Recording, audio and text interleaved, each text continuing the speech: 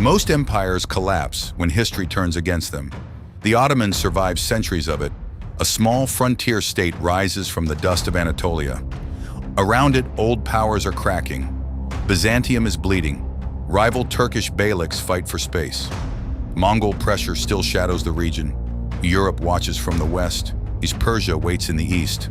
This should have been the graveyard of another forgotten dynasty, but it was not. The Ottomans survived crusaders, Byzantines, Persians, Habsburgs, Russians, Balkan revolts, debt, nationalism, and the Industrial Age. For more than 600 years, the empire refused to die. Not because it was always strong, but because it learned something darker: how to bend before breaking, how to absorb enemies, how to turn crisis into a system, and how to make history wait. Before we jump into today's story, hit subscribe and turn on notifications. Follow me as we uncover the hidden battles, secrets, and legends of history that textbooks never tell you.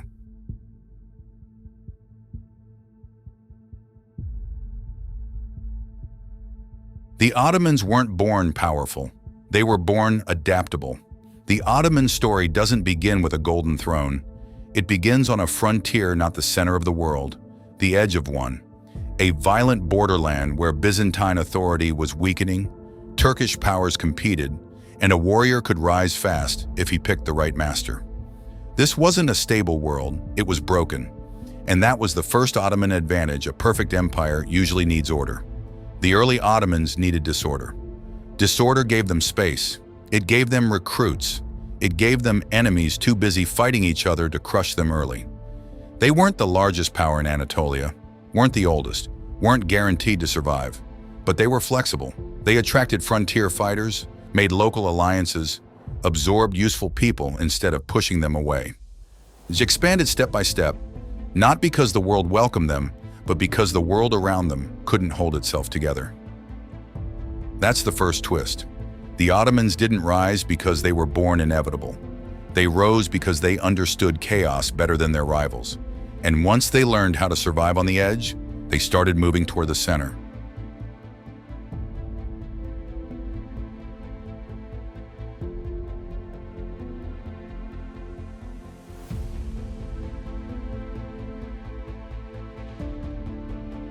Most empires crush outsiders.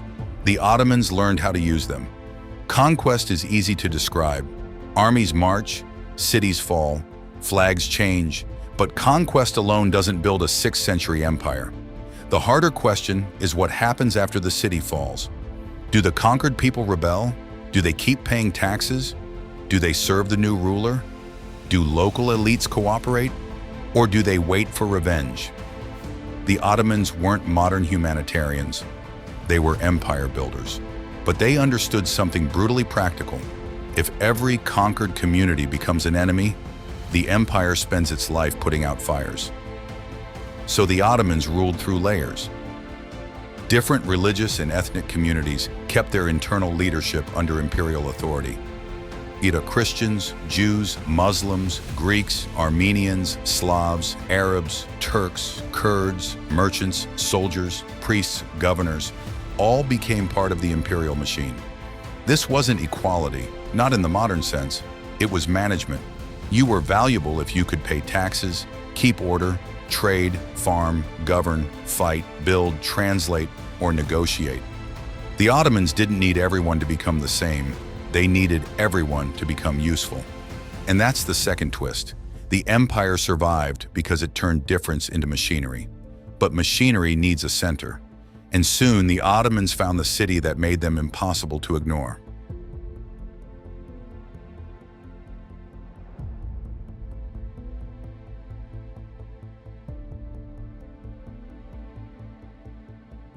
One city turned a frontier dynasty into a world empire.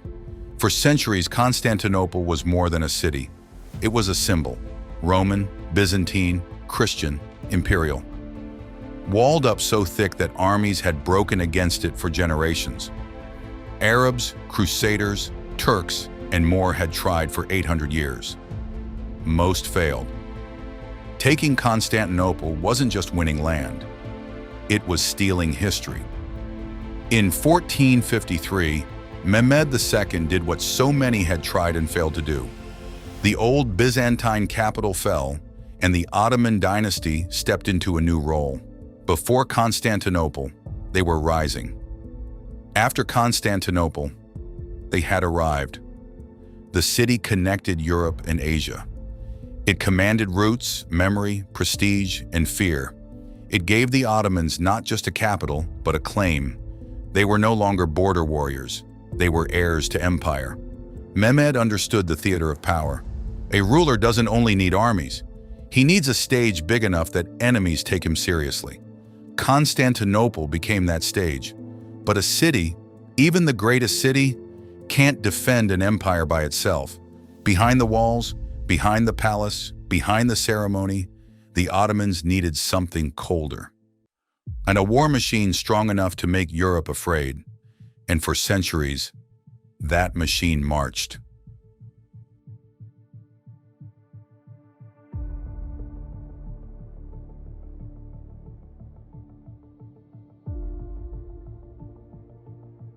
The empire lasted because its enemies feared what marched before the Sultan.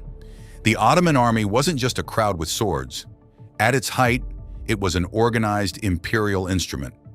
Cavalry raided across frontiers. This infantry held ground. Artillery broke walls. Engineers built roads and bridges. Supply systems carried food, weapons, and equipment across enormous distances. And then there were the Janissaries, elite troops tied directly to the Sultan, disciplined, feared, politically powerful. In their early centuries, they gave the Ottoman state a professional military edge that most rivals couldn't match. Ottoman power wasn't just battlefield violence, it was psychological.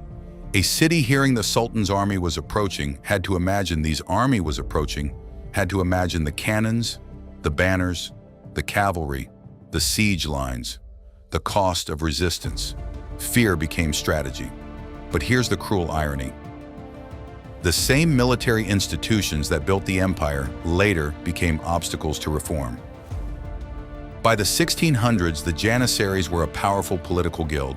They deposed sultans, dictated policy, and in 1622, they murdered Sultan Osman II when he tried to replace them with a loyalist army.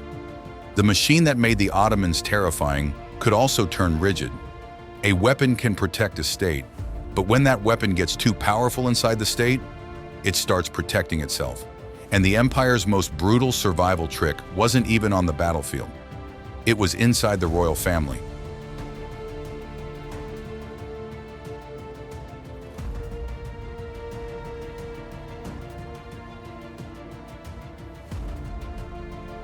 The Ottomans solved one of empire's deadliest problems with a solution so brutal, it still shocks people today. Empires often die from the inside, not from foreign invasion, from brothers, from sons, from heirs who believe the throne belongs to them. Succession wars destroyed dynasties, split armies, drained treasuries, and invited enemies to attack when the state was weakest. The Ottomans understood this danger. Their answer was ruthless. After the conquest of Constantinople, Mehmed II legalized fratricide. His own law said, slightly lower, "Whichever of my sons inherits the throne, it is acceptable for him to kill his brothers for the sake of world order." For decades, new sultans executed their half-brothers to eliminate rivals. Later, the cruelty shifted form. From the early 1600s onward, the café system emerged. Potential heirs were confined to palace apartments, luxury prisons where they couldn't build armies or alliances. When they finally became sultan, many were inexperienced, damaged even. Don't romanticize this. It was cruel, traumatic. It damaged people. It produced rulers who had been cut off from real political life. But from the perspective of imperial survival, the logic was clear. Better one brutal succession than years of civil war. That was the bargain, cruelty over chaos. And for a long time, it worked. The empire kept moving because the dynasty didn't shatter every time a ruler died. But even brutal succession rules weren't enough. No empire survives for centuries if everything depends on one man. The Ottoman secret was bigger than the Sultan.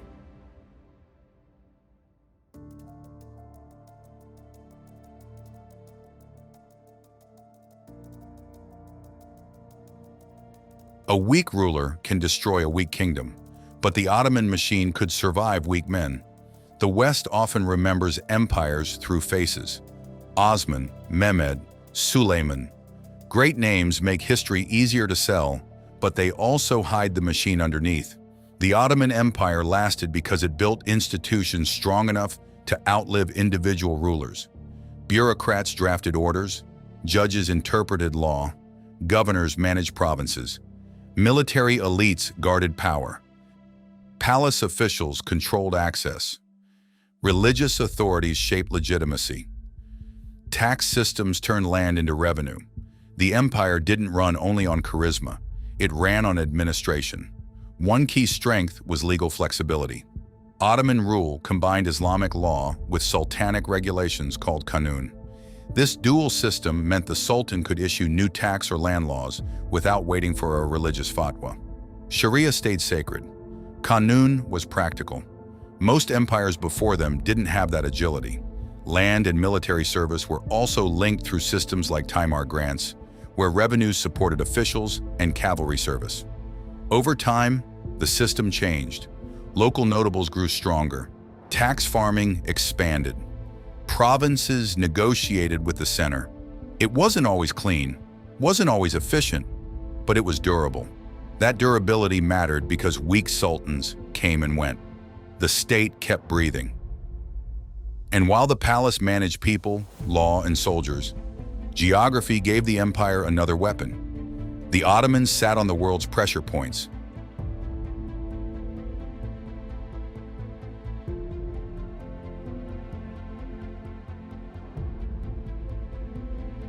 The Ottomans didn't just rule land, they sat where the world had to pass. Look at the map. That's where the answer hides.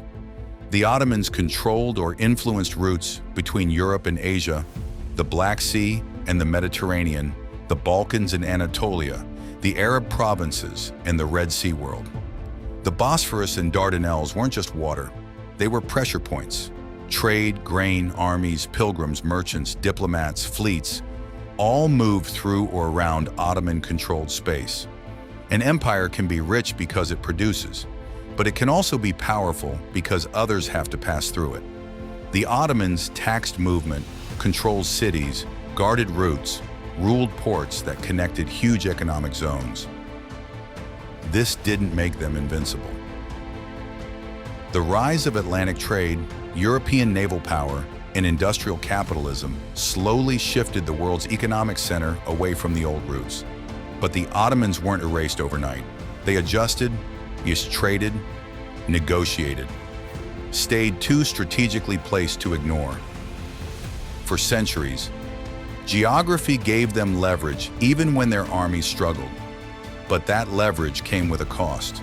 The capitulations, trade agreements first signed with France in 1536, gave European merchants special rights inside Ottoman ports. By the 1800s, those privileges had become tools of economic penetration. Still, geography wasn't the strangest reason they survived. The strangest reason was this: their enemies helped keep them alive.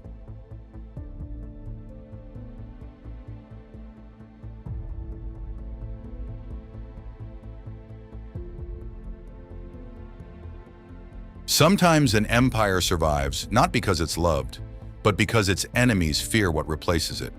By the modern era, a lot of European powers wanted pieces of Ottoman territory.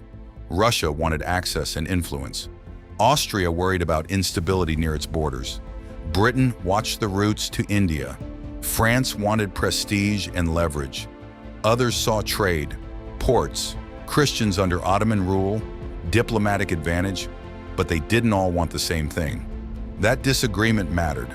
A dying empire can survive longer when its enemies can't agree on how to split the body. If Russia gained too much, Britain got nervous. If Austria expanded too far, others pushed back. If France moved first, rivals started calculating. So the Ottoman Empire became weak enough to pressure, but too important to destroy casually. This wasn't friendship, it was balance of power. The Ottomans used diplomacy, alliances, concessions, and rivalries to buy time. Sometimes they won time through strength, sometimes through usefulness, sometimes simply because Europe feared Europe more than it hated the Ottomans. That's one of the great twists of imperial survival. The empire's enemies help keep it alive. But balance of power is fragile. When World War I broke out and the Ottomans sided with Germany, the old rivalries between Britain, France, and Russia temporarily paused. They agreed to carve up the empire. The strategy that had worked for decades failed in a single war. And borrowed time is still borrowed. Eventually, the old tricks started failing.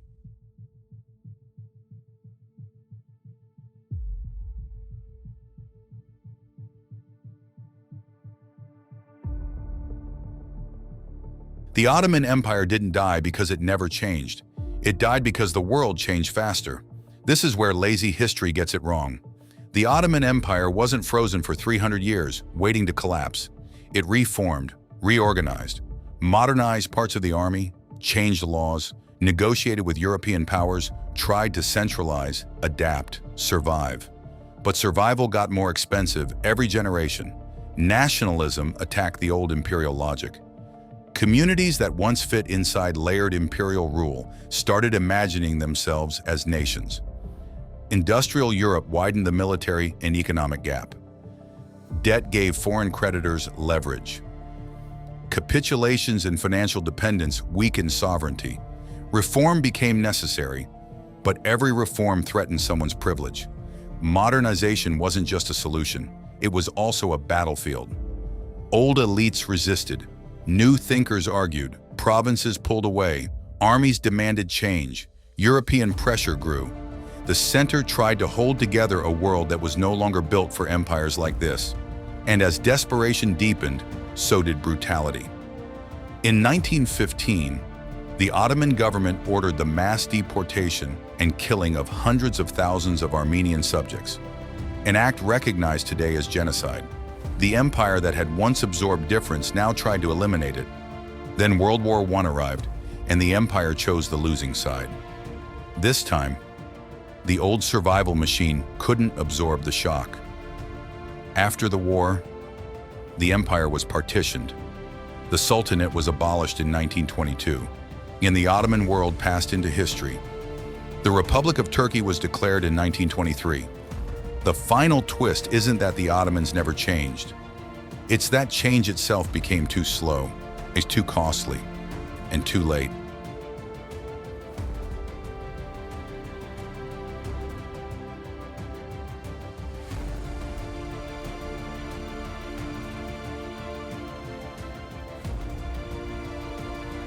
The Ottoman Empire wasn't immortal. It was just harder to kill than history expected. The Ottomans lasted not because they were perfect. They were often brutal, often divided, often pressured, often afraid of the future. But they understood survival better than a lot of empires that look stronger. They rose from chaos, absorbed enemies, took Constantinople, built a war machine, controlled succession with cruelty, created institutions beyond one ruler, used geography as leverage, played enemies against each other, and kept adapting until adaptation itself couldn't save them anymore. That's why the Ottoman Empire matters, not as a simple story of conquest, not as a fantasy of glory, but as a warning. Systems can survive terrible shocks when they're flexible, but every system has a limit. And when nationalism, industry, debt, reform conflict, genocide, and world war all arrived at once, even the empire that refused to die finally ran out of time. The Ottoman Empire didn't survive because history was kind to it. It survived because, for 6 centuries, it learned how to make history wait. Thanks for watching. Click subscribe and dive into this playlist next. More untold stories of empires, warriors, and history-changing battles are just a click away.